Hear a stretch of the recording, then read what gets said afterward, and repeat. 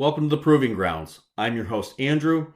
And before we go on to today's topic, I have to go back to our last topic, which was the application of violence, part one. In that segment, I was discussing speaking with law enforcement after a violent encounter.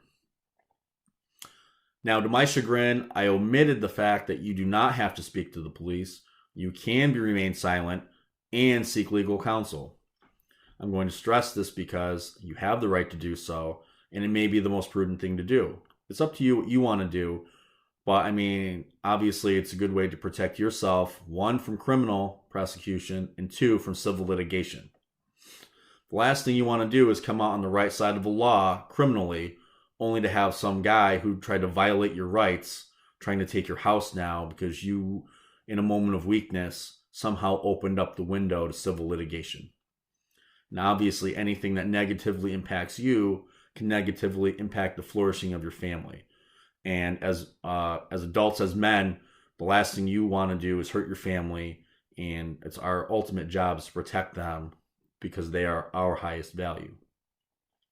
Moving on to today's topic, which is the application of violence part two, we're discussing striking, stand-up striking to be specific, and I chose 4 specific types of striking, and I did so, 1, for brevity's sake, and 2, because I've used various elements of these styles in my own personal life to defend myself to great effect.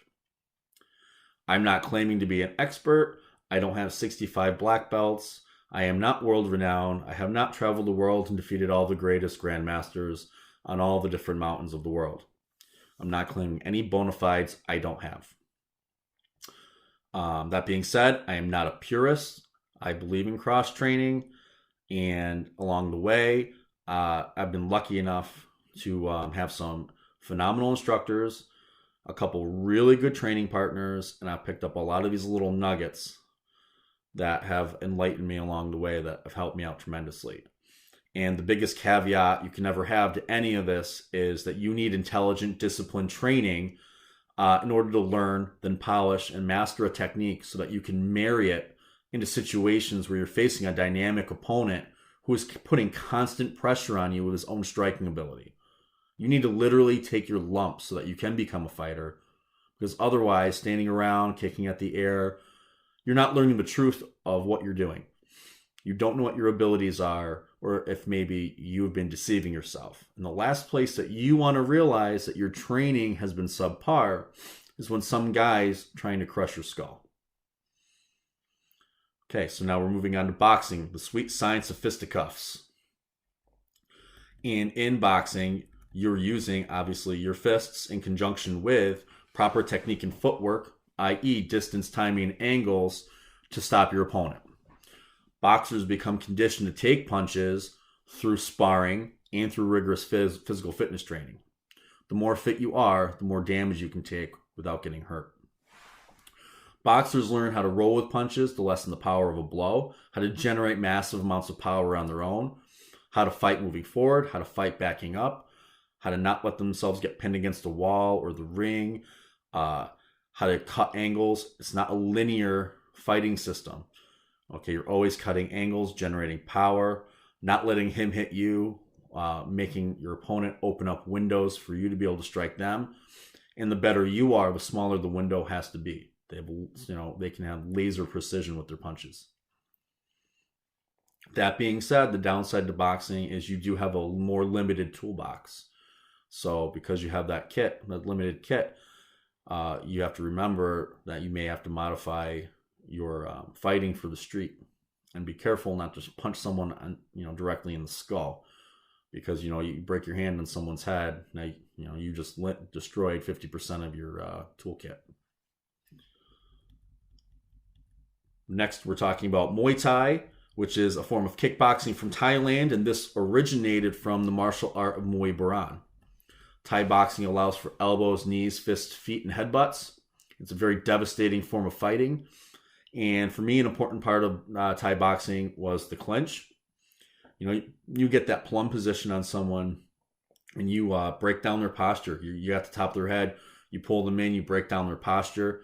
You can maneuver, you have control of their body. You throw them into a dumpster, they got an oncoming buddy. You need them in the head, you erase their hard drive and throw them at that guy. At the very least, you can back up and you can get yourself ready. You got time now to engage the next guy. Draw a weapon or maybe get the hell out of there. Like I said, they have a lot of tools in the toolbox. That does require, a lot of training to get really good at everything. But you also have a lot of different ways to set up a lot of different things. And it's a very effective fighting art.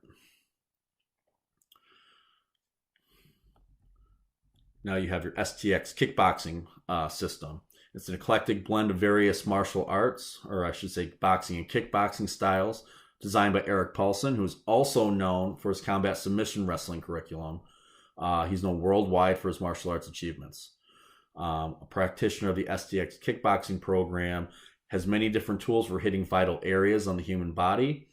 And you might pick up things that you might not normally find in your area. I don't come from a major metropolitan area where we have this vast array of different martial arts available. So for me, I picked up a lot of little nuggets that I might not have ever have learned. And I found this to be a very intelligently designed system with solid training practices. Next, I have the Prakiti Tirtha Kali, specifically the PTI curriculum.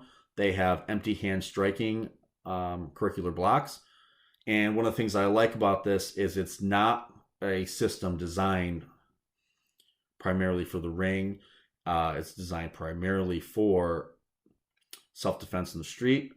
And they always assume your enemy has a buddy or two or three. And they assume everyone's got weapons, and at some point a weapon's going to be deployed.